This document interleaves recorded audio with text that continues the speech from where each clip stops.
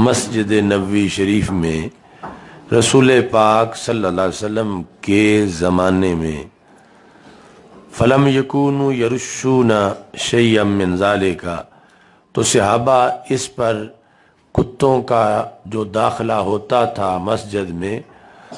اس کی وجہ سے پانی نہیں وہاں پر اس کے چھینٹے نہیں مارتے تھے. یعنی ایک تو ہے دھونا اور ایک ہے صرف چھڑکاؤ کرنا اوپر پانی کا، تو وہ چھڑکاؤ نہیں کرتے تھے. اچھا جی، اب جو ظاہری معنی ہے اس کے لحاظ سے جو مسجد کا تقدس ہے اس کے خلاف سمجھ آ رہا ہے کہ یوں کھلی چھٹی تھی کتوں کو کہ کتے آتے جاتے تھے، تقبلوا وتدبروا، اور ہے مسجد نبوی شریف، اور پھر ان کے پاؤں کا پلید ہونا وہ علیحدہ ہے، لیکن وہ ساتھ ٹانگ اٹھا کے پیشاب بھی کر دیتے ہیں اسی دوران. تو ایسا کس لیے تھا کہ کتے آتے جاتے تھے؟ اور فی زمان رسول اللہ صلی اللہ علیہ وسلم، یہ علیحدہ مسئلے کی دلیل ہے کہ زمانہ تو آج بھی رسول پاک صلی اللہ علیہ وسلم کا ہی ہے، یعنی آپ کے بعد اور کسی کی نبوت نہیں، آپ ہی کی نبوت ہے. تو یہ یعنی انڈرسٹوڈ بات ہے کہ خود بخود کہ مراد ہے ظاہری حیات کا زمانہ، اگرچہ ظاہری کا لفظ لکھا ہوا نہیں ہے تو لیکن ملحوظ ضرور ہے. یہ ہزارہا مقامات ہیں حدیث میں اور عربی لٹریچر کے اندر، تو جیسے یہاں ظاہری حیات میں یہ معنی کرنا ضروری ہے، ورنہ یعنی ختم نبوت کا انکار لازم آئے گا کہ وہ زمانہ تو رسول پاک صلی اللہ علیہ وسلم کا تھا، آج نہیں معاذ اللہ، تو یہ درست نہیں ہے. تو ایسے ہی یعنی جہاں جہاں حدیث شریف میں آتا ہے کہ رسول پاک صلی اللہ علیہ وسلم کے لحاظ سے نبیہ علی الاربعین، تو وہاں بھی اسی مضمون کے پیش نظر یہ ترجمے میں کہا جائے گا کہ اعلان نبوت کیا 40 سالوں پر، اگرچہ لفظ اعلان وہاں پہ نہیں لکھا ہوا لیکن وہ دیگر دلائل کی روشنی میں وہاں ملحوظ ہے سب کے نزدیک، جس طرح یہاں پر زمان کے ساتھ ظاہری حیات کی جو قید ہے یہ ملحوظ ہے، ورنہ مطلب غلط ہو جائے گا. اچھا جی،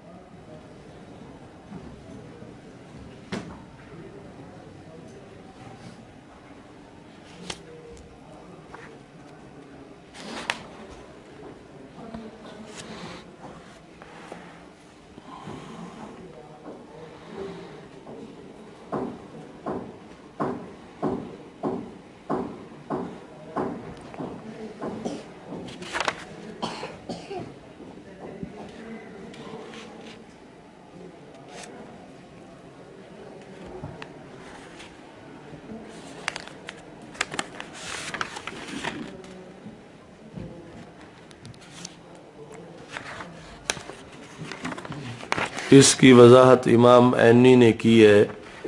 کہ اس حدیث کا پس منظر کیا ہے اور مطلب کیا سمجھنا چاہیے.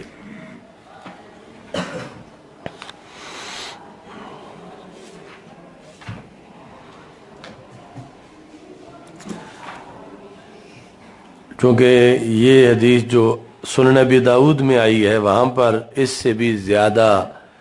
الفاظ ہیں، وَكَانَتِ الْكِلَابُ تَبُولُ وَتُقْبِلُ وَتُدْبِرُ فِي الْمَسْجِدِ،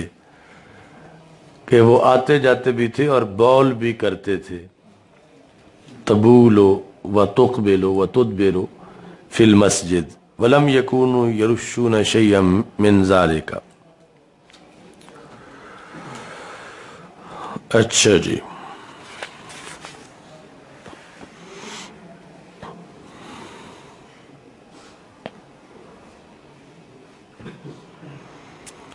تو امامینی نے امام خطابی کے لحاظ سے اس کی تعویل لکھی، یتاول علی انہا کانت لا تبول فی المسجد بل فی مواطنہا۔ یعنی ایک تو یہ ہے کہ یعنی مسجد جو فقہی مسجد معین کی جا چکی تھی اس کی بات نہیں ہے، بلکہ اس کا وہ حصہ جو کورڈ ایریا نہیں تھا، سین کے ساتھ منسلک، اس سے گزرتے تھے، وہ بھی اس وقت تک جب ابھی دیوار نہیں بنی ہوئی تھی۔ تو یتاول علی انہا کانت لا تبول فی المسجد، کہ یہ تبول و تقبل و تدبر فی المسجد، فی المسجد کا تعلق تبولو کے ساتھ نہیں ہے، تقبلو اور تدبرو کے ساتھ ہے۔ وہ جو سنن ابی داؤد کے اندر الفاظ ہیں وہاں ان کو بھی ساتھ رکھتے ہوئے تو یہ ہے کہ بول تو مسجد سے خارج جگہ پہ وہ کر لیتے تھے، اور اقبال و ادبار جو تھا وہ مسجد میں تھا، عابراتن ٹرانزٹ ویزے کے طور پر، عابراتن جدید عربی میں یعنی ایک ملک سے صرف آپ نے گزرنا ہو، وہاں رہنا نہ ہو، تو وہ تاشیرۃ العبور ٹرانزٹ ویزا ہوتا ہے، صرف وہاں سے گزرنے کے لحاظ سے۔ تو یہ کہا کہ وہ یعنی ایسا نہیں تھا کہ انہیں مسجد میں آنے کی اجازت دی گئی تھی، کہ ان کا بھی اجازت نامہ تھا کہ مسجد میں آئیں بیٹھیں اور پھر چلے جائیں، یعنی یہ جو ان کا عمل تھا یہ عابراتن تھا، کہ وہ سین کے ساتھ جو منسلک حصہ تھا وہاں سے مرور کے لحاظ سے، گزرنے کے لحاظ سے ان کا آنا جانا تھا۔ اذ لا يجوز ان تترك الكلاب تبات في المسجد حتى تمتهنه وتبول فيه، چونکہ واضح طور پر ادھر جو دوسری حدیث ہے جنب المساجد من الصبیان، کہ بچوں سے بھی مسجدوں کو بچاؤ، اور ادھر کتوں کے لیے بھی یوں کھلی چھٹی ہو، تو یہ وہ مفہوم پورا نہیں ہوتا جو اصل مسجد کی تطہیر کا مطلوب ہے حکم۔ تو اس واسطے انہوں نے کہا کہ وَإِنَّمَا كَانَ إِقْبَالُهَا وَإِدْبَارُهَا فِي أَوْقَاتٍ نَادِرَةٍ وَلَمْ يَكُنْ عَلَى الْمَسْجِدِ أَبْوَابٌ تَمْنَعُ مِنْ عُبُورِهَا فِيهِ۔ تو یعنی ساتھ یہ بھی ہے کہ ایک تو اقبال و ادبار نادر تھا، یعنی وہاں گزرنا جو تھا، آنا جانا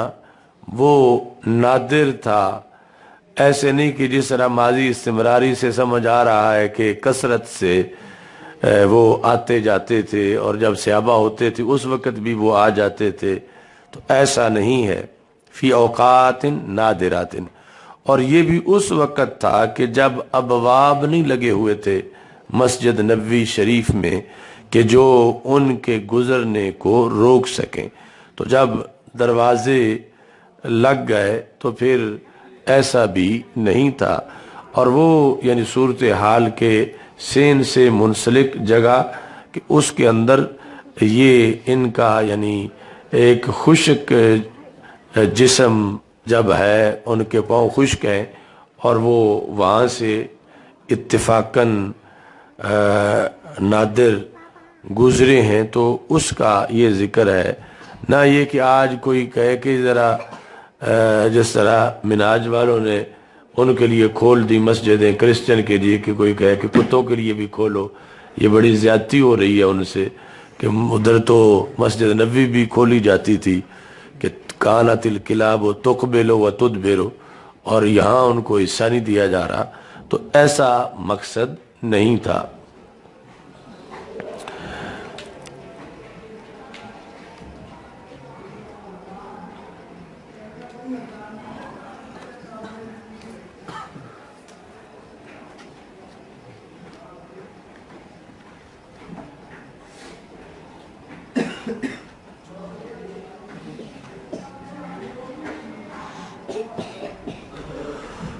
تو امام عینی کہتے ہیں وَيُقَالُ الْأَوْجَعُ فِي هَذَا أَن يُقَالَ كَانَ ذَلِكَ فِي ابْتِدَاءِ الْإِسْلَامِ عَلَى أَصْلِ الْعِبَاحَةِ، کہ یہ ابتدائی اسلام میں تھا۔ ابتدائی اسلام سے مراد ہے مدنی زندگی کے ابتدا میں، چونکہ ویسے تو اسلام کو 13 سال مکہ مکرمہ میں گزر چکے تھے، اور مسجد نبوی شریف کے معاملے میں جب ابتدائی اسلام کہیں گے تو مطلب یہ ہے کہ مدنی زندگی کے آغاز میں جب مسجد بنی تو اس وقت شروع میں ایسا تھا، اور وہ یہ کہ اصل احکام میں اباحت ہے، تو اس کے بعد پھر پابندیاں لگ گئیں، یہاں تک کہ بچوں کے لحاظ سے بھی پابندی لگائی گئی۔ ثم ورد الامر بتکریم المسجد وتطہیرہ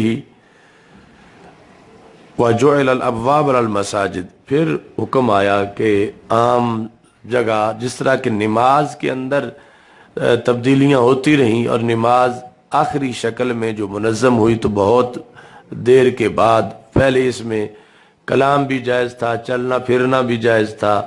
تو وہ یہ ساری چیزیں پھر منع کی گئیں۔ تو ایسے ہی یعنی مسجد کی جو مسجدیت کے احکام تھے یہ بعد میں آئے، اور یہ جو بات تھی یہ شروع کی تھی، لہذا اس پر آج کوئی استدلال نہیں کر سکتا کہ اس لحاظ سے مسجد میں کھلی چھٹی دے دی جائے۔ تو یہ الفاظ جو ہیں ان کو ہمیشہ محمول کیا جائے آغاز پر، اور بعد میں اسے ممنوع قرار دیا گیا، اور آغاز بھی وہ جب بھی دروازے نہیں لگے تھے اور ابھی تکریم مساجد کا حکم نہیں آیا تھا، تو اس وقت کی بات ہے، لہذا یعنی اسے طبقہ منسوخ سے سمجھا جائے گا۔ اور آج مسجدوں کو جس طرح سیرگاہ بنایا جا رہا ہے، بادشاہی مسجد کو یا اسلام آباد مسجد جو ہے اس کو، تو یہ یعنی ایسے غامدی جیسے لوگ ایسی حدیثوں سے استدلال نہیں کر سکتے کہ یہ تو انسان ہے، پھر بھی انسان، اور وہاں تو کتے بھی آتے جاتے تھے، تو وہ ایک خاص پس منظر تھا، اور ابتدائی اسلام کی بات تھی جب تکریم مساجد کا بھی حکم نہیں آیا تھا۔ چونکہ یہ لوگ زیادہ خطرناک ہیں جو حدیث سے پڑھ کے آگے یعنی جو اسلام کی سرحدیں ہیں یا حدود ہیں ان کو پامال کرنے کی کوشش کرتے ہیں، اور اس پر یہ کہہ سکتے ہیں کہ یہ ملا لوگ، ان کو تو پتہ ہی کوئی نہیں، بخاری میں تو یہ لکھا ہوا ہے، ادھر شر کو غربو کر دیں، اور ساتھ جو ہے وہ کانت الکلاب و تقبلو و تدبرو، تو یہ اس کا محمل ہے ابتدائی اسلام۔ اچھا جی،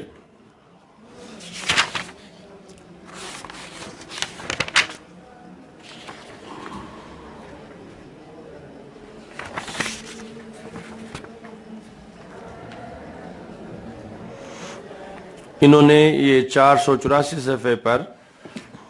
برکت اور تبرک کے موضوع پر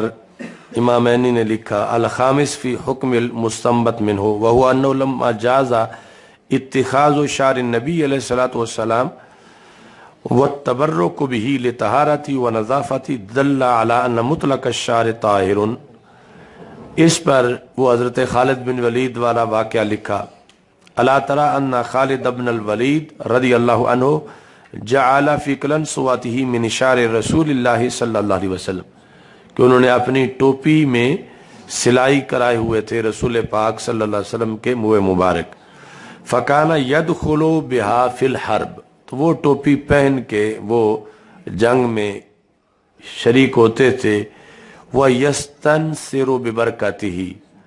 اور اس منہ مبارک کی برکت سے مدد چاہتے تھے. استنصر یستنصر،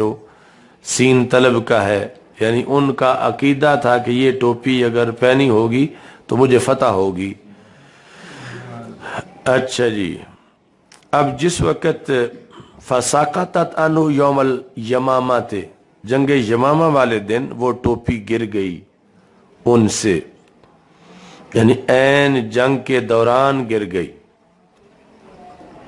فاشتد علیہ شدتاً، تو ٹوپی کے حصول کے لیے انہوں نے بہت سخت لڑائی لڑی. یعنی دوسری جگہ ہے کہ یعنی جنگی جو احتیاطیں ہوتی ہیں وہ بھی چھوڑ دیں، یعنی ایسا کہ اپنی جان کی بھی پرواہ نہیں کر رہے تھے ٹوپی کے حصول کے لیے. تو انکر علیہ الصحابہ، تو صحابہ نے رضی اللہ تعالی عنہم کو یہ پتہ نہیں تھا کہ یہ اس وقت اپنا کوئی بچاؤ نہیں کر رہے، تو انہوں نے انکار کیا صحابہ نے کہ تم آج کس طرح جنگ کے دوران غیر محتاط طریقہ اپنائے ہوئے تھے. فقال انی لم افعل ذلك لقیمۃ القلنسوۃ ولکن کرہت ان تقع بأیدی المشرکین وفیہا من اشار النبی صلی اللہ علیہ وسلم. یعنی صحابہ نے جنہیں پتا تھا کہ یہ ٹوپی کے لیے ہے، تو انہوں نے کہا کہ ٹوپی تھی نا، تو آپ نے جان اپنی پوری جو ہے وہ داؤ پہ لگا دی ٹوپی کے اصول کے لیے، تو یہ تو ٹوپی ہی تھی. تو انہوں نے کہا کہ میں نے ٹوپی کی قیمت کی وجہ سے ایسا نہیں کیا، مجھے یہ ڈر تھا کہ کہیں اس ٹوپی کو مشرکین کے ہاتھ نہ لگ جائیں، حالانکہ اس میں تو رسول پاک صلی اللہ علیہ وسلم کا منہ مبارک ہے، تو اس کی بے ادبی نہ ہو جائے. اس بنیاد پر یعنی اصل قیمت منہ مبارک کی اور اس کے آداب پیش نظر تھے، جس وجہ سے میں نے ایسا کیا. تو یہ درجنوں کتابوں میں سیرت اور حدیث میں یعنی ٹوپی اور عقیدہ کہ اس کے ذریعے سے میری مدد ہو جائے گی اور مجھے فتح ملے گی.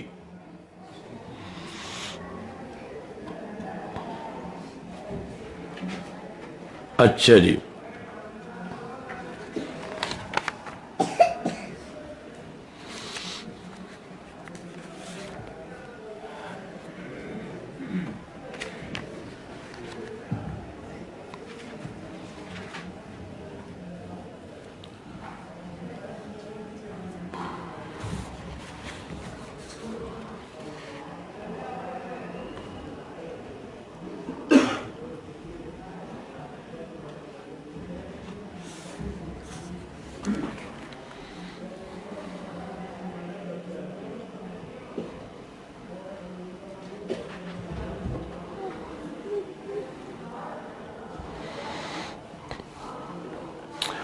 آگے حدیث شریف ہے کہ حضرت عدی بن حاتم کہتے ہیں کہ میں نے نبی اکرم صلی اللہ علیہ وسلم سے سوال کیا،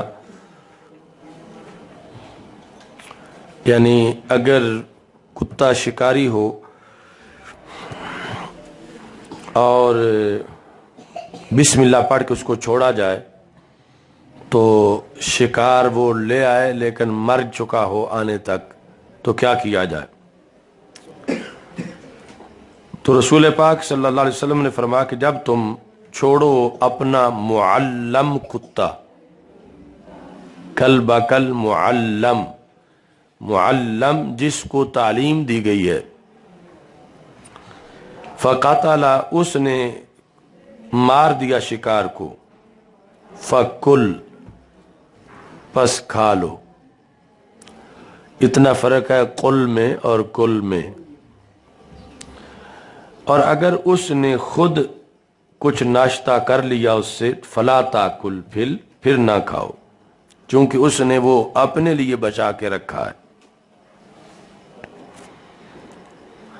تو میں نے کہا کہ اگر میں اپنا کتا چھوڑتا ہوں اور میں دیکھتا ہوں کہ ساتھ ایک اور کتا بھی اتحادی آ گیا ہے، تو اب کیا کرنا چاہیے؟ काला फला ताकुल, फिर ना खाओ, चूंकि तुमने तो अपने कुत्ते को छोड़ते वक्त बिस्मिल्लाह पढ़ा था और तुमने दूसरे कुत्ते पर तो बिस्मिल्लाह नहीं पढ़ा था, तो अब जो है वो शिकार जायज नहीं है। तो कल्बे मुअल्लम यानी इतना इल्म का फैजान है कि अगर कुत्ता भी मुअल्लम बन जाए तो फिर आम कुत्ते में और उस कुत्ते में फ़र्क है कि आम कुत्ते का शिकार जायज़ नहीं है, मुअल्लम कुत्ता हो उसे बिस्मिल्लाह पढ़ के छोड़ा जाए तो ये बिस्मिल्लाह उस बिस्मिल्लाह के कायम मकाम हो जाएगा जो छुरी चलाते वक्त बिस्मिल्लाह पढ़ा जाता है। यानी इस कुत्ते ने अगर वो जिंदा शिकार आए तो फिर तो उसका मसला ही नहीं, ये है कि पहुंचा है तो वो शिकार जो भी था खरगोश वगैरह वो मर चुका था, लेकिन इसके दांतों से उसका खून निकल चुका था और है ये मुअल्लम, तो अब जो है वो शिकार जायज़ है। वो जो खून निकला वो दमे मसफू करार पाएगा और दांतों से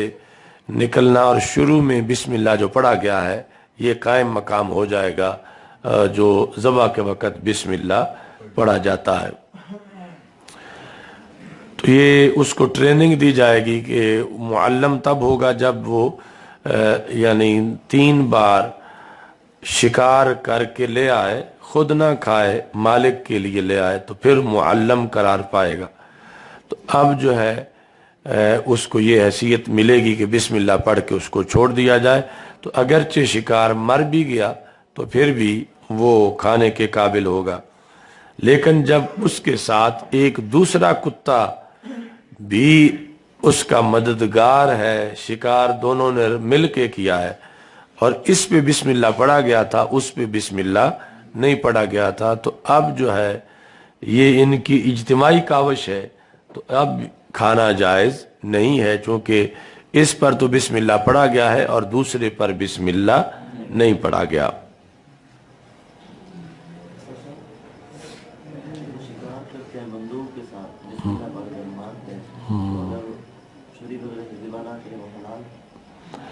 असल वो जो छर्रे वाली है उसकी बात कर रहे हैं ना, वो जो लोहे की होते हैं, तो वो कूटता है, चीरता नहीं। तो ये हुक्म है यानी जो भी चीज़ शिकार को लगे और उसको कूटे, कूटना चीरना फ़र्क है ना इसमें, तो कूटना जो है वो मौकूज़ा के हुक्म में आएगा, यानी जिसको गला दबा के मारा गया है,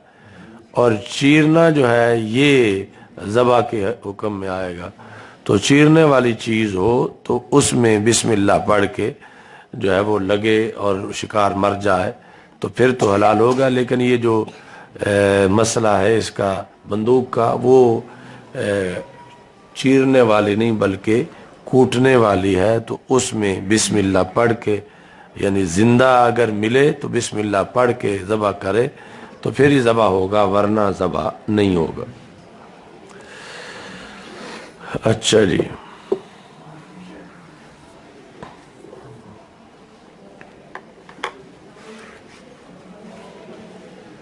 आज बंद हो गए।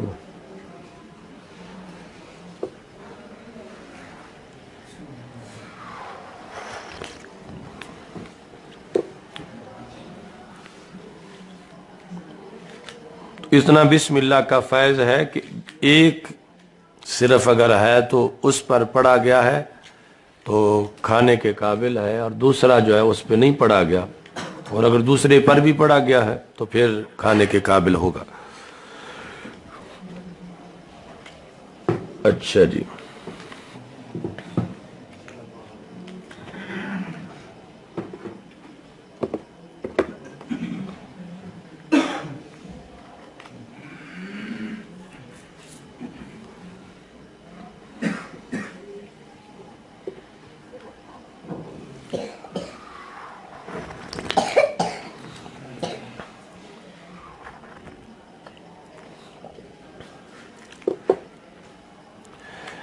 बाब इस बारे में कि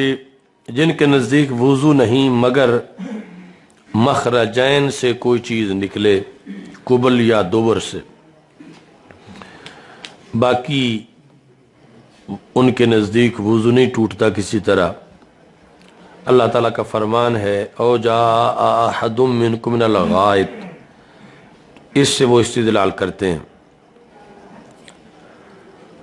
امام عطا کہتے ہیں کہ جس کی دبر سے دودھ یعنی کیڑا نکلے یا ذکر سے جوں کی طرح یعید الوضوء، تو وہ وضو لوٹائے، یعنی اس کیڑے کے ساتھ کوئی نہ کوئی نجاست ضرور لگی ہوئی ہوگی تو مخرجین سے نجاست کا نکلنا پایا جائے گا۔ حضرت جابر بن عبداللہ رضی اللہ تعالیٰ عنہ کہتے ہیں کہ جو بندہ نماز کے اندر ہنسے تو وہ نماز لوٹائے اور وضو نہ لوٹائے۔ ہمارے نزدیک یہ ہے وہ نماز اور وضو دونوں لوٹائے، اس حدیث کی وجہ سے الا من ضاحک منکم قہقہۃ فلیعد الصلاۃ والوضوء جمیعا، کہ جو قہقہ لگا کے ہنسا ہے وہ صرف نماز ہی نہ لوٹائے بلکہ وضو بھی لوٹائے۔ اچھا، یہ جو اختلافی اقوال ہیں مختلف ائمہ کے، یہ جگہ بھی اس کی دلیل ہے، یعنی حدیث کے سوا امام بخاری رحمۃ اللہ علیہ نے ائمہ کے اقوال بھی اپنی کتاب میں ذکر کیے ہیں۔ اب یہاں پر کافی اقوال کا تذکرہ موجود ہے۔ حضرت حسن بصری کہتے ہیں کہ اگر کسی نے وضو کر کے بال کٹوائے یا ناخن اس نے کاٹے یا اس نے موزے اتار دیے، یعنی مدت کے اندر اندر موزے اتار دیے، تو ان کا یہ موقف ہے کہ اس میں کسی صورت میں بھی وضو نہیں ہے، یعنی اس کو پھر وضو کرنا لازم نہیں ہے۔ اچھا جی،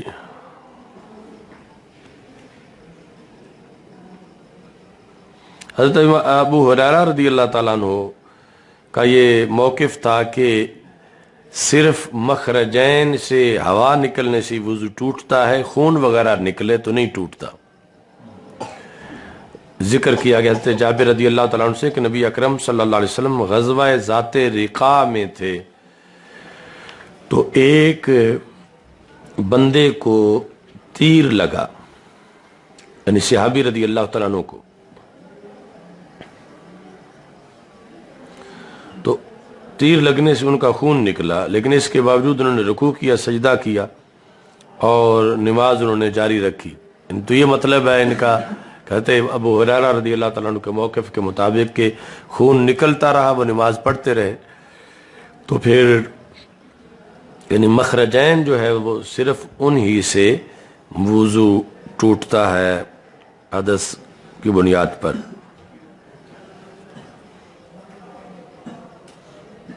حسن بصری رضی اللہ تعالیٰ عنہ کہتے ہیں کہ مسلمان ہمیشہ زخموں کے اندر ہی نماز پڑھ لیتے تھے۔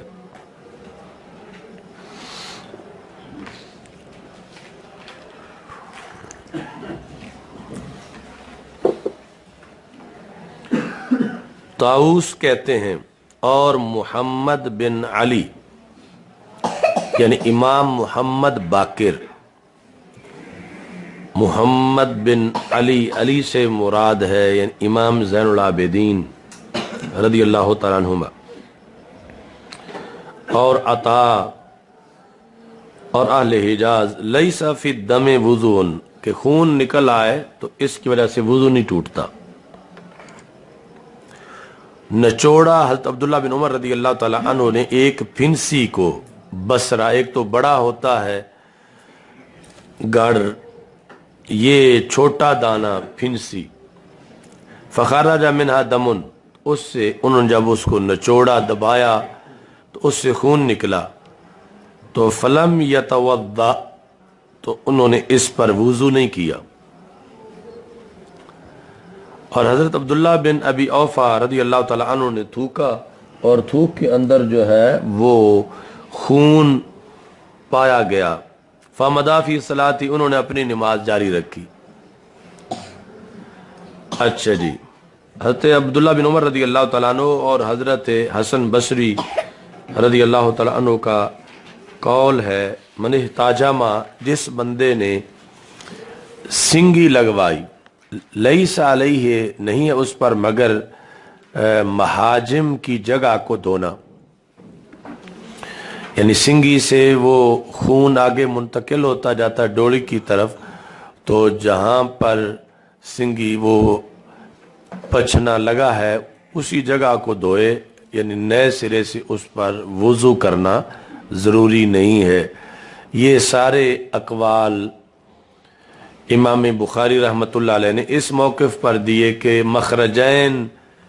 سے خروج ریح جو ہے اس پر ہی یا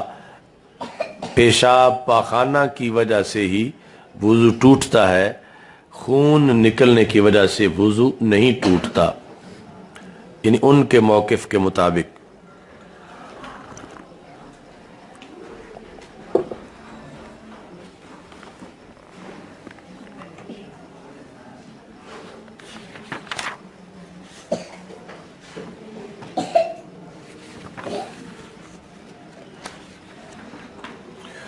غزوہ ذات ریقا، یہ وہاں ایک درخت تھا جس کا نام ریقا تھا، اس بنیاد پر اسے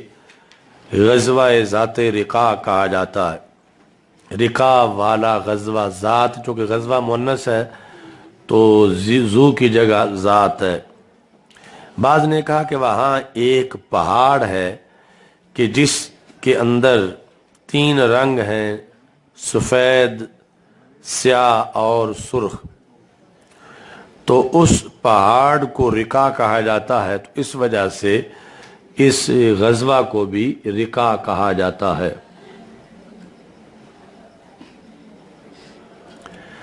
اچھا جی، یہ 4 ہجری کو یہ غزوہ ہوا تھا۔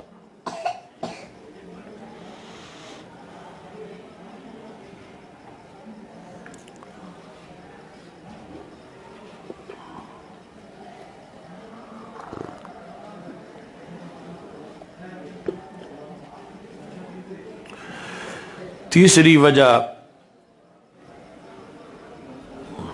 جو زیادہ اہم ہے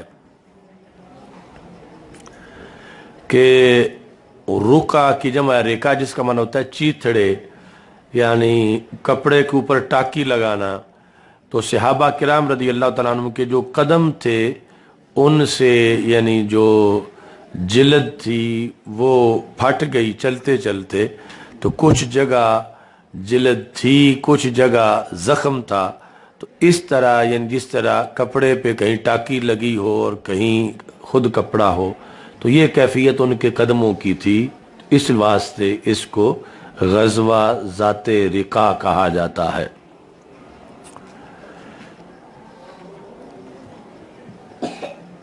یا اس بنیاد پر کہ جب وہ قدم پھٹ گئے تو اس پر انہوں نے ٹاکیاں باندھیں، کپڑا باندھا، تو یہ یعنی غزوہ ذات ریقا ہے۔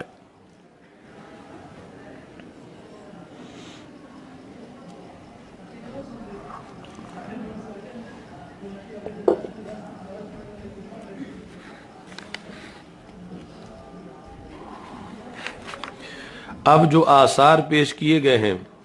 ان کے لحاظ سے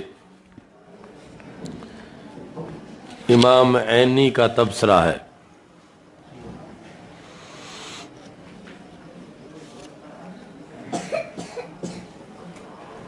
فرید کدھر ہے؟ ایسا ہے حذیفہ نے حذیفہ تحسیر القاری لیا، حناد نو رات دی تھکاوٹ ہو گئی، فرید طیب دون بلا کے لیا سائیں، اس نے چھوٹا جا گڑ نکلیا تو لیٹ رہے۔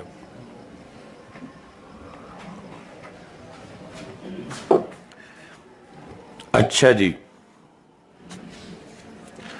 تو حسن جب مطلقاً آتا ہے بخاری شریف میں صرف حسن، تو اس سے مراد امام حسن بصری جو کہ تابعین میں بہت بڑی علمی شخصیت ہے۔ میرے سلسلہ شیوخ کے اندر ان کے ذریعے سے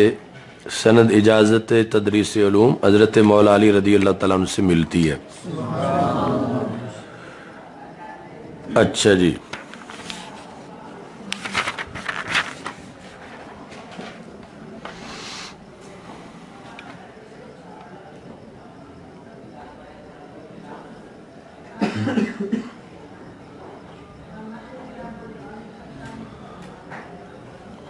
تو یہ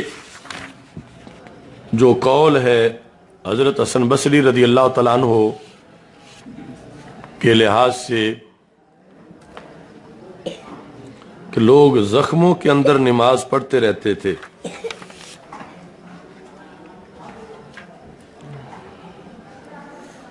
ما زال المسلمون یصلون فی جراحاتہم، تو امام عینی کہتے ہیں کہ ہم جو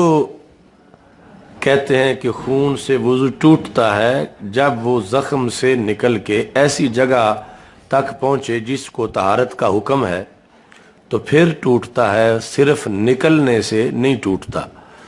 وضو صرف خون کے ظہور سے، یعنی ظہور اس طرح ہے جس طرح کہ مثال کے طور پر گھڑا پانی کا بھرا ہو اور اوپر اس کے دیا ہوا ہو ڈھکنا، تو وہ ہٹائیں تو نیچے سے وہ نظر آنا شروع ہو جاتا ہے، تو یہ ظہور ہے، خروج نہیں۔ خروج تب ہوگا کہ جب وہ نکل کے آگے پیچھے جائے کہ جس جگہ کو طہارت کا حکم تھا، تو اب زخم ضروری نہیں کہ ہر زخم بہہ بھی رہا ہو، زخم ہو اور پھر زخم سے خون نکل رہا ہو، یعنی زخم میں یہ بھی تو ایک حالت ہے کہ زخم تو ہے لیکن خون نکلنا بند ہو چکا ہے، تو ایسی صورتحال میں زخم کا پایا جانا محض یہ ہمارے موقف کے خلاف نہیں ہے کہ اسے ہمارے مقابلے میں پیش کیا جائے کہ زخم کے ساتھ یہ بھی شرط پائی جائے کہ خون بہہ رہا تھا اور پھر بھی وہ پڑھ رہے تھے، تو پھر تم ہمارے مقابلے میں اس کو پیش کرو۔ مطلقاً زخموں کی حالت میں نماز پڑھنا یہ ہمارے موقف کے منافی نہیں ہے۔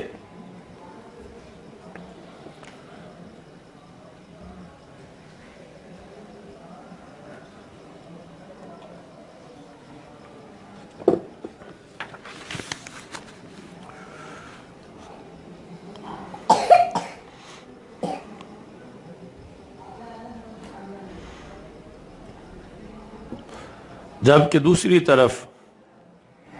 مصنف ابن ابی شیبہ کے اندر حضرت حسن بصری سے یہ روایت ہے، انہو کان لا یری الوضوء من الدم الا ما کان سائلا، کہ یہ خون کی وجہ سے وضو ضروری نہیں سمجھتے تھے، ہاں اگر خون بہتا تھا تو پھر ان کے نزدیک بھی وضو ٹوٹ جاتا تھا۔ تو اب یہ جو روایت ہے مصنف ابن ابی شیبہ کے اندر، یہ فقہ حنفی اس کے مطابق ہے، تو وہاں یہ ذکر موجود ہے اور وہ اسناد صحیح ہے، یعنی امام حسن بصری سے ابن ابی شیبہ تک جو سند ہے وہ سند صحیح ہے، اور یہ امام اعظم ابو حنیفہ رحمۃ اللہ علیہ کا مذہب ہے۔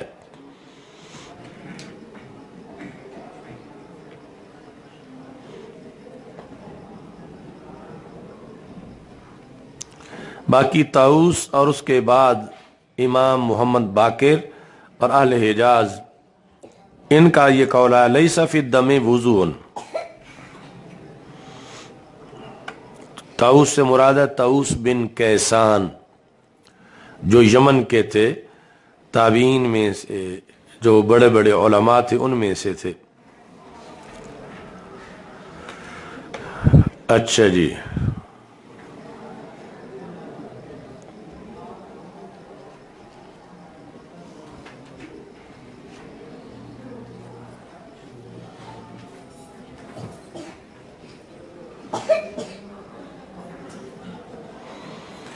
تو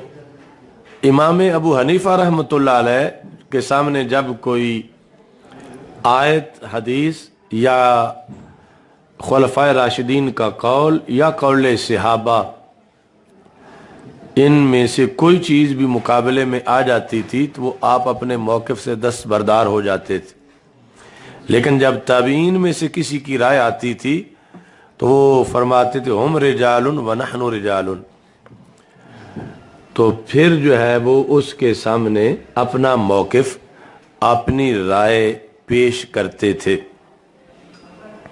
तो इस बुनियाद पर यानी ताऊस अगर ताबी हैं तो इमाम साहब भी ताबी हैं, तो यहाँ इस लिहाज से इमाम साहब ने इसे कोई हैसियत नहीं दी इस कौल को, क्योंकि इमाम साहब कहते अत्ताबिऊन रिजालुन व नहनु रिजालुन युज़ाहिमूनना व नुज़ाहिमुहुम, वो हमारे मुकाबले में अपना कौल लाते हैं, हम उनके मुकाबले में अपना कौल लाते हैं। वरना जब आपको बुलाया था जो तारीख़ बगदाद में है कि आपके बारे में मशहूर हो गया कि यानी प्रोपेगेंडा ये किया गया कि ये राय और क़ियास से दीन को बदल रहे हैं।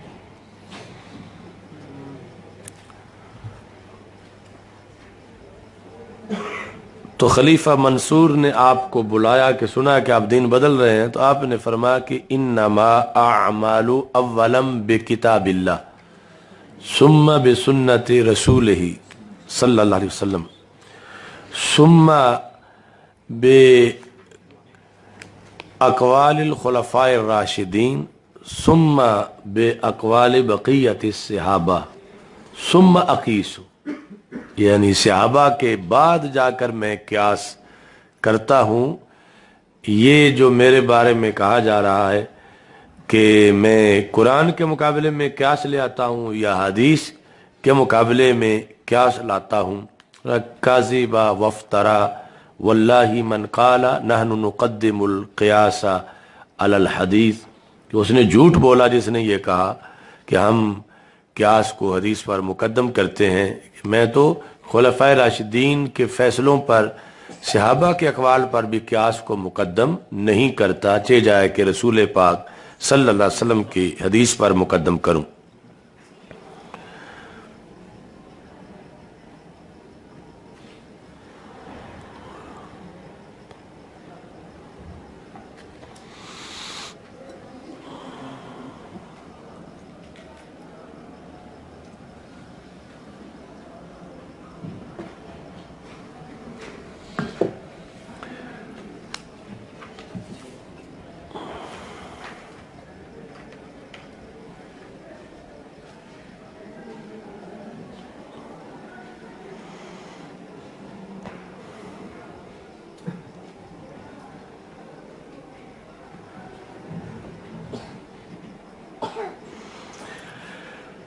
बाकी ये जो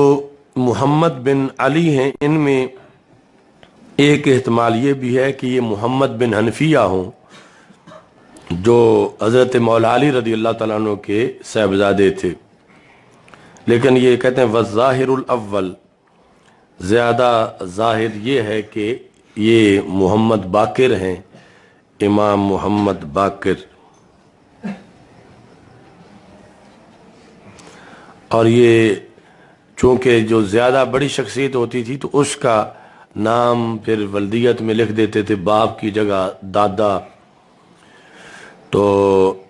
ये असल जो है मोहम्मद इब्नुल हुसैन बिन अली बिन अबी तालिब रदी अल्लाह तआला अन्हु इस तरह लिखा गया। अच्छा जी, हज़रत अब्दुल्ला बिन उमर रदी अल्लाह तआला अन्हु ने जो नचोड़ा फिंसी को, तो इस पर यह तबसरा करते हुए इमाम ऐनी कहते हैं कि वहाज़ल असर हुज्जतुल लिल हनफियत, कि ये तो दलील ही हमारी है कि जो इमाम शाफी रहमतुल्लाह अलैह दूसरे यानी इमाम बुखारी दूसरों के लिए लिख रहे हैं, लिअन्न दमल खारिज बिल अस्र ला यनकुदुल वुदुआ इंदहुम, क्योंकि जो निचोड़ने से खून निकले, दबाने से,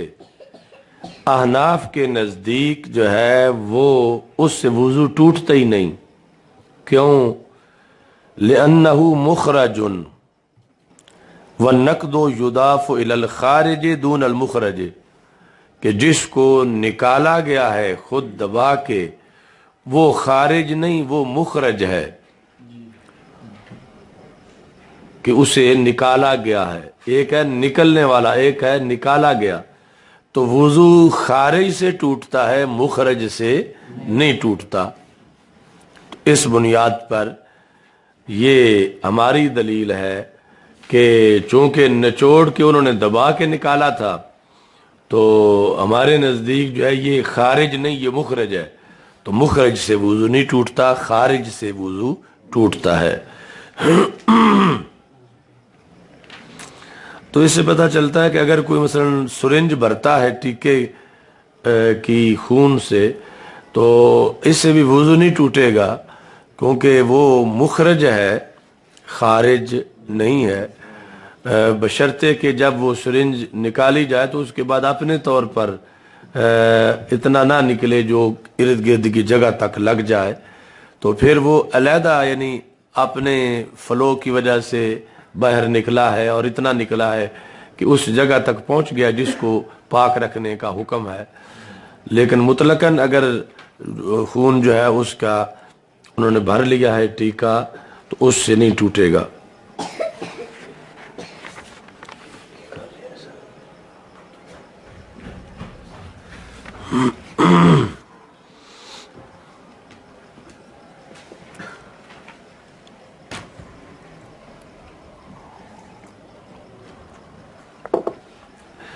حضرت عبداللہ بن ابی اوفا رضی اللہ تعالیٰ عنہ نے تھوکا خون کو اور نماز جاری رکھی.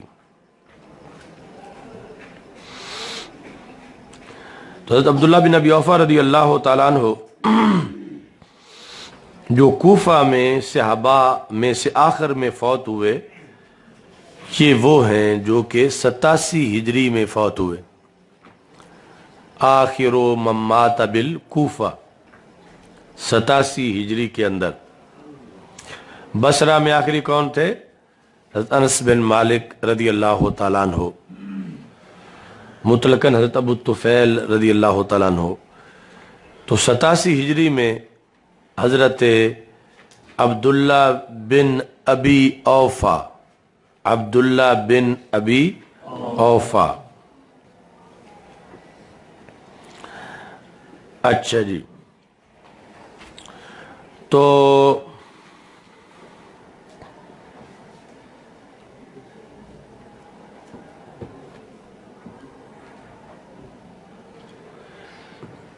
ان کی اس وقت بینائی آنکھوں کی جا چکی تھی جب ان کا وصال ہوا، اور یہ بھی ان صحابہ میں سے ہیں جنہیں امام اعظم ابو حنیفہ رحمۃ اللہ علیہ نے جن کی زیارت کی. ان میں سے ایک عبداللہ بن ابی اوفا بھی ہیں، جس کی وجہ سے امام صاحب کو تابعی ہونے کا شرف حاصل ہے. اچھا جی،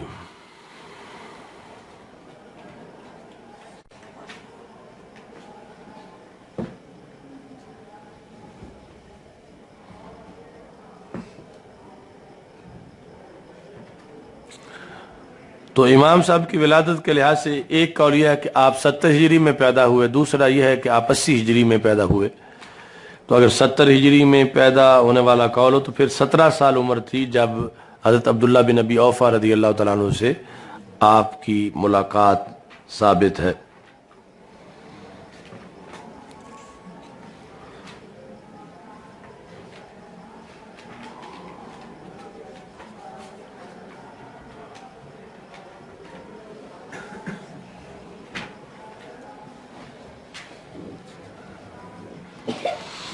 اس پر بھی امام عینی کہتے ہیں کہ لیس بحجۃ لہم علینا، یہ ہے کہ ان کے منہ میں خون تھا اور پھر بھی وہ نماز پڑھتے رہے. تو یہاں بھی انہوں نے ایک اہم بات یہ لکھی، لأن الدم الذی یخرج من الفم ان کان من جوفہ فلا ینقض وضوءہ، کہ منہ سے آنے والے خون کی دو قسمیں ہیں. ایک وہ ہے جو دانتوں سے آتا ہے، دوسرا وہ ہے جو جوف سے آتا ہے، یعنی پیٹ سے. تو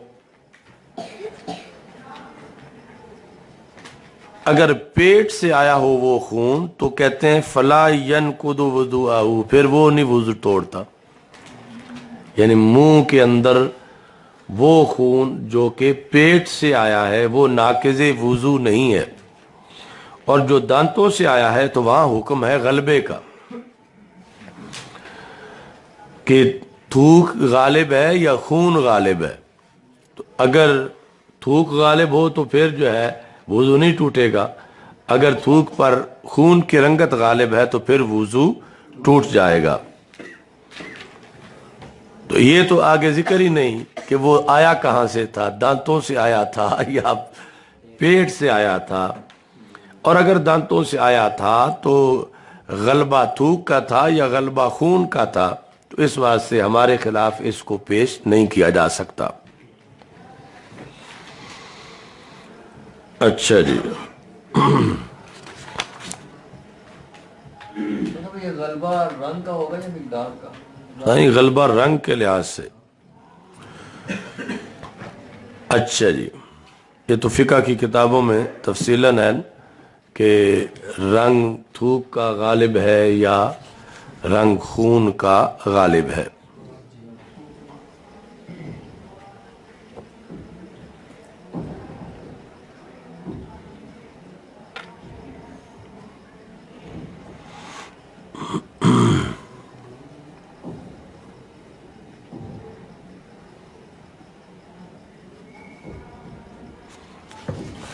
باقی جو ہے وہ حضرت عبداللہ بن عمر رضی اللہ تعالی عنہ کا جو قول پیش کیا گیا ہے کہ کہا کہ محاجم کو دھونا لازم نہیں ہے. تو اس پر یہ کہتے ہیں کہ ادھر ایک عبداللہ بن عمر رضی اللہ تعالیٰ عنہ ہے اور ادھر جماعت صحابہ ہے، جن میں حضرت عبداللہ بن عباس، حضرت علی بن ابی طالب رضی اللہ تعالیٰ عنہم،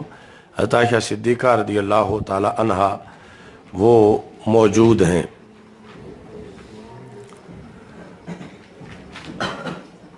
لہذا اگر وہ خون اتنا ہی نکلا ہے کہ بہنے والا معنی اس میں نہیں پایا گیا تو پھر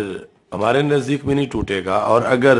بہ کے اس جگہ تک پہنچا ہے جس کو پاک رکھنے کا حکم ہے تو پھر ٹوٹ جائے گا. اچھا جی، آگے پھر احادیث کو ذکر کیا.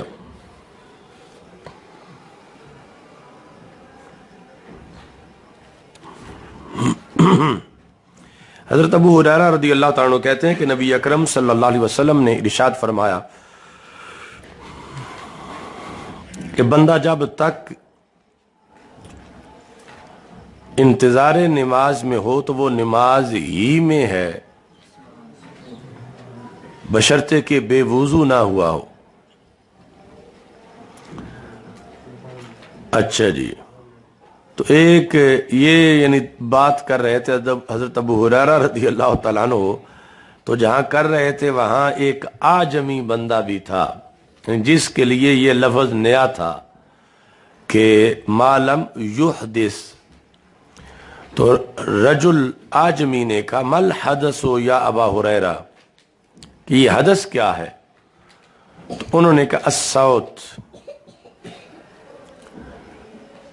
یعنی آواز خروج ری کے ساتھ جو آواز ہے. اچھا جی،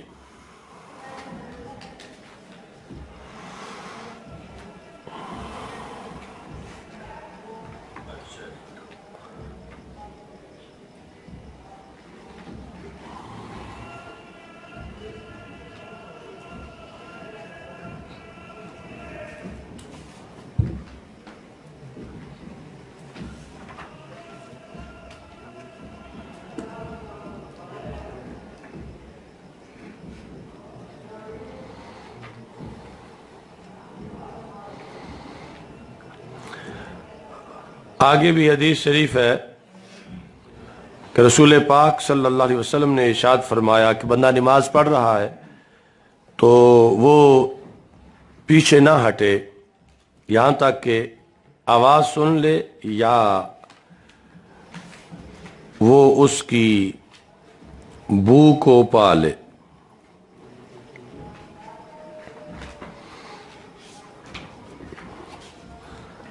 اچھا جی،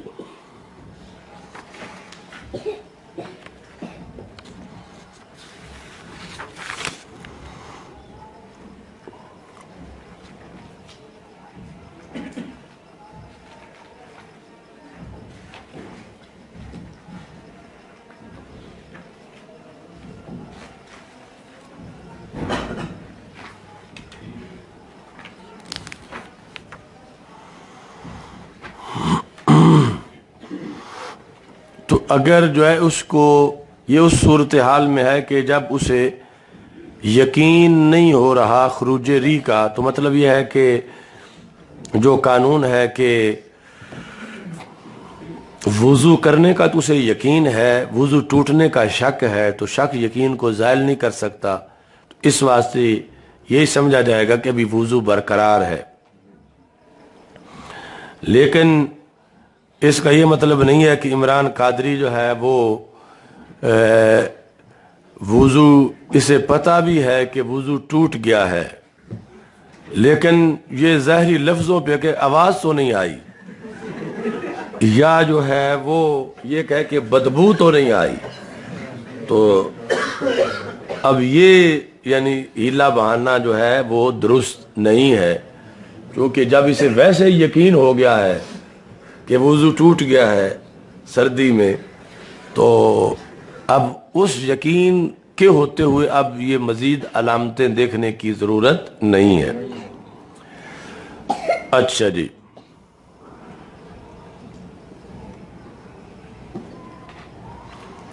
محمد بن حنفیہ کہتے ہیں کہ حضرت علی رضی اللہ تعالیٰ عنہ نے کہا کہ میں وہ بندہ تھا جن کو مزی آتی تھی، پیچھے یہ گزر چکا ہے، مجھے حیا آئی کہ میں رسول پاک صلی اللہ علیہ وسلم سے سوال کروں، تو میں نے حضرت مقداد بن اسود رضی اللہ تعالیٰ عنہ سے کہا، انہوں نے سوال کیا اس بارے میں رسول پاک صلی اللہ علیہ وسلم سے کہ اگر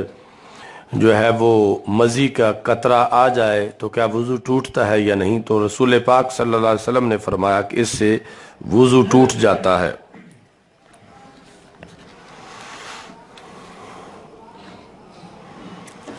حضرت زید بن خالد کہتے ہیں کہ انہوں نے سوال کیا تو عثمان بن عفان رضی اللہ تعالیٰ عنہ سے کہ کہتے ہیں میں نے کہا مجھے یہ بتاؤ کہ جب کوئی بندہ جمع کرے اور اس سے منی نہ آئے، تو حضرت عثمان غنی رضی اللہ تعالیٰ عنہ نے کہا کہ وہ وضو کرے جس طرح کہ نماز کا وضو کیا جاتا ہے، اور اپنی شرمگاہ کو دھو لے، مطلب یہ ہے کہ اس پہ یہ بتایا کہ غسل فرض نہیں ہے۔ تو حضرت عثمان کہتے ہیں کہ میں نے یہ بات جو ہے وہ سنی ہے رسول اکرم صلی اللہ علیہ وسلم سے، تو زید بن خالد کہتے ہیں میں نے یہ مسئلہ پوچھا حضرت علی، حضرت زبیر، حضرت طلحہ، حضرت ابی بن کعب رضی اللہ تعالیٰ عنہم، فَأَمَرُوهُ بِذَالِكَ۔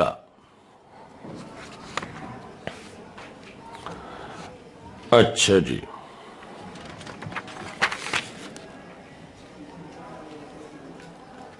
ذالکہ کو جو مشار الیہ ہے وہ یہی ہے کہ انہوں نے بھی کہا کہ صرف وضو کرے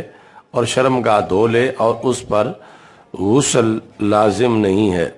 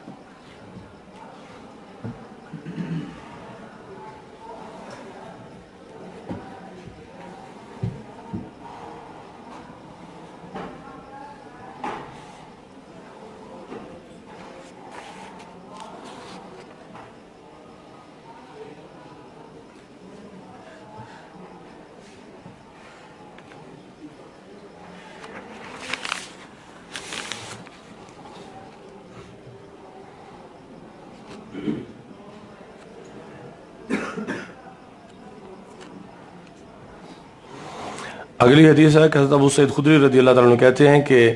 رسول اکرم صلی اللہ علیہ وسلم نے پیغام بھیجا ایک صحابی کی طرف جو کہ انصار میں سے تھے. وہ آئے اس حالت میں کہ رسول پاک صلی اللہ علیہ وسلم کے جب پاس پہنچے تو ان کے سر سے پانی کے قطرے ٹپک رہے تھے، یعنی انہوں نے تازہ غسل کیا ہوا تھا. تو نبی اکرم صلی اللہ علیہ وسلم نے فرمایا شاید ہم نے تجھے جلدی میں ڈالا ہے. تو انہوں نے کہا ہاں. تو رسول اکرم صلی اللہ علیہ وسلم نے ارشاد فرمایا کہ جب تم جلدی میں ڈالے جاؤ یا تم قحط محسوس کرو تو تجھ پر وضو لازم ہے. اچھا جی، قحط سے مراد یہ ہے کہ یعنی منی کا انزال نہ ہو، منی ختم ہو چکی ہو، تو اس کا ذکر کیا جا رہا ہے. اوجلتا کا مطلب یہ ہے کہ جلد بازی کی وجہ سے منی نہ آئے. اچھا جی،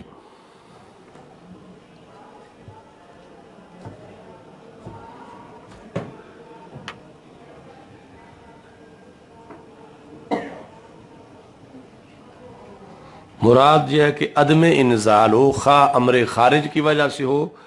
یا امر داخل کی وجہ سے ہو.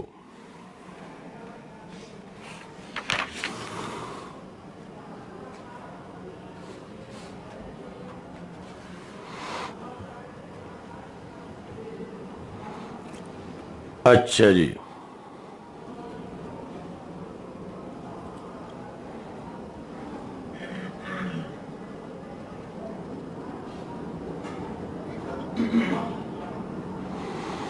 اب اس میں تم نے جو ہے فقہ کی کتابوں میں جو احناف کا مذہب ہے وہ پڑھا ہوگا کہ مباشرت فاحشہ جب پائی جائے تو اس سے غسل لازم ہو جاتا ہے.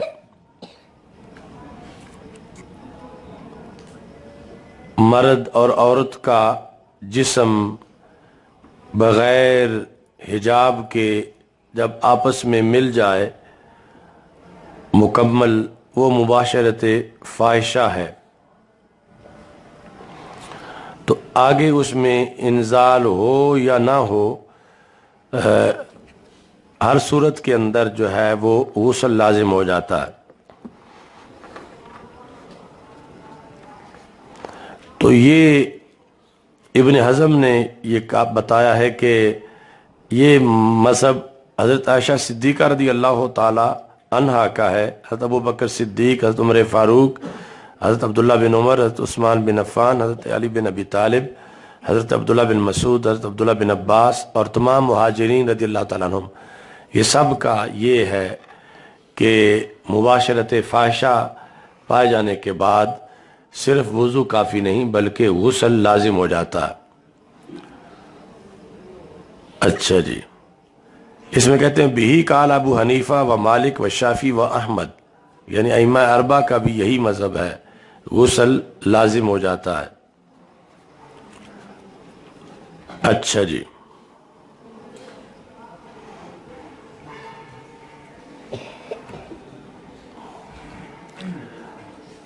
اب یہ ہے کہ ایک بندہ اپنے دوست کو وضو کراتا ہے، یودع صاحبہ،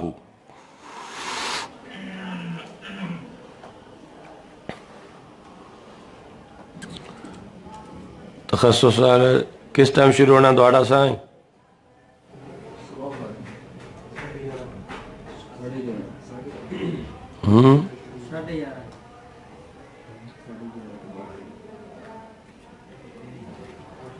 ساڑھے 11 تو 1 بجے تک دوڑا.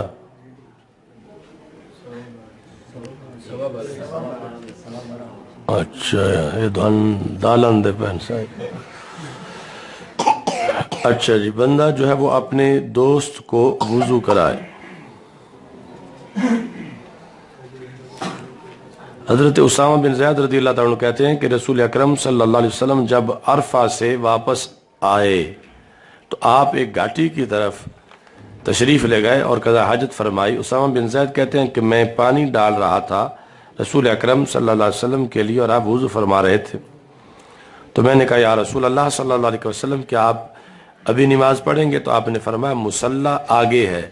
یعنی نماز جا کے آگے پڑھیں گے، یعنی مزدلفہ میں عشاء کے وقت کے اندر۔ چلو الحمدللہ رب العالمین